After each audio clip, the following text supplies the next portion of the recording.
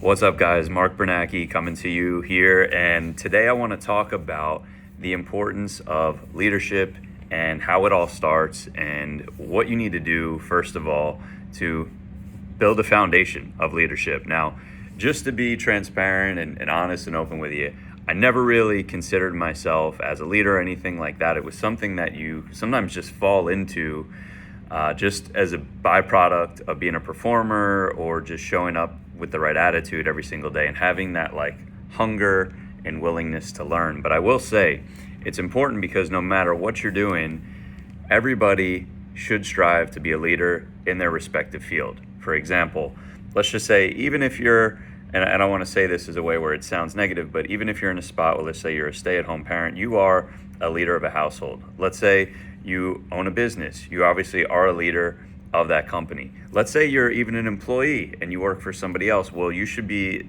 a leader of obviously a division or be the best that you can. So one of the things that I found when it comes to leadership is the first starting point with all of it is you need to find a way to lead yourself first, right? I'm going to say that again.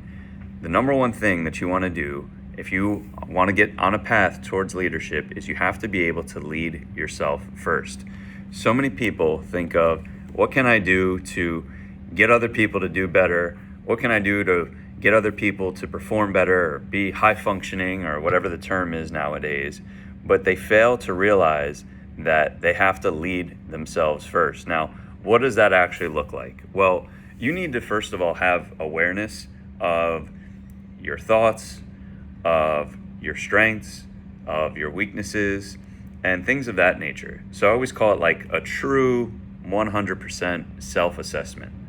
So many people aren't even aware of themselves because we just kind of go through life really quick. We get caught up in the motions and we're jumping from thing to thing, and we never really take a minute to actually like pause and think and say, okay, how am I wired, right? What is my personality? Right, that would be the first thing I would look at is like, what is your personality? The second thing I would mention on top of that are, what are your natural gifts and things that you are typically better than the average person at without necessarily having to try it a lot harder, let's just say, to get good at them. Like there's a few things that everybody has uniquely.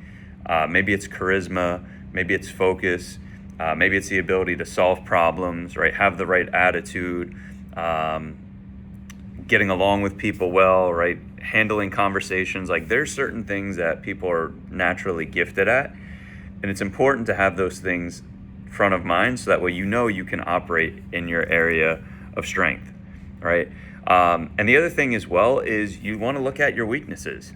And it's okay to have weaknesses. I think, typically more in like the cutthroat corporate culture, you never want to show your weaknesses. You always want to have this like polished, hey, I'm perfect and I can do everything. Guys, in reality, it doesn't work like that. There are certain things that people are great at and certain things that people are not great at. And it's okay because everybody can operate in their own, and that's what makes a team. So the first thing is overall creating an awareness, right? What am I good at naturally? Where am I lacking, right? And what is my foundation?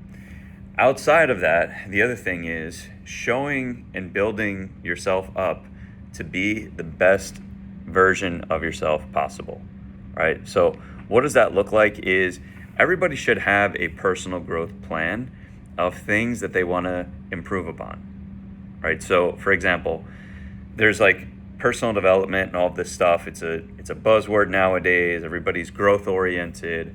But what does that actually look like?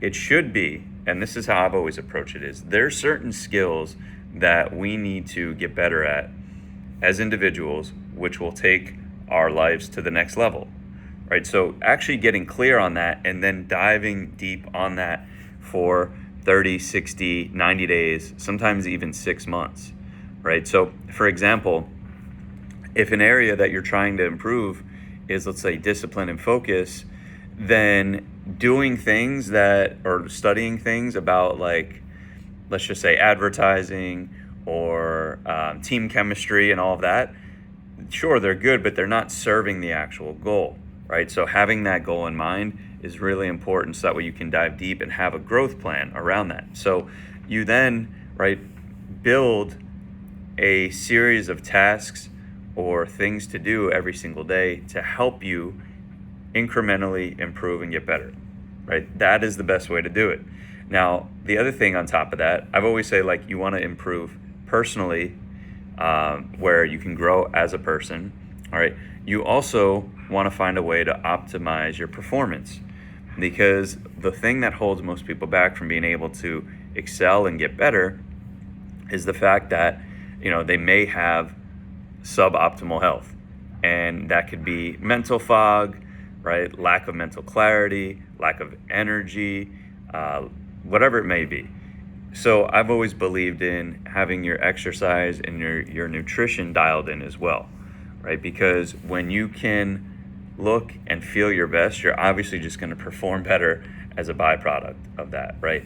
And then the last thing of it as well, aside from physical, professional, also your spiritual as well, right? Making sure your energy, whether it's faith, right, whether it's meditation, whatever it may be, but your mental bandwidth as well is dialed in, right? And when you do those things and you create a system every single day where you tap into those three areas, right, where you're growing professionally, you're growing personally, right, in terms of your health and everything like that, your relationships, and then spiritually, that is how you build yourself up over time to be the best version of yourself. And that's what leading yourself first means. Now, the reason why I say that is because a lot of people fail to implement those things in their lives, because they'll set up a growth plan and then they won't even execute that. And then they expect to lead people, or they want to lead high performing teams, but they don't even have their own discipline and structure dialed in. It just doesn't work that way, guys. So I would say self-mastery, self-leadership is the pathway. Before you start changing the world, you start changing your neighborhood, you have to change yourself first. So I hope this message finds you guys well. Put in the comments, what is one thing that you're working on? And if there's an area too where you're looking for guidance, recommendation, or support on, let me know. Happy to share any resources that I've come across that I've used to help myself as time has gone on to get disciplined, to build focus, to build structure, and become a more high-performing person. Take care. God bless.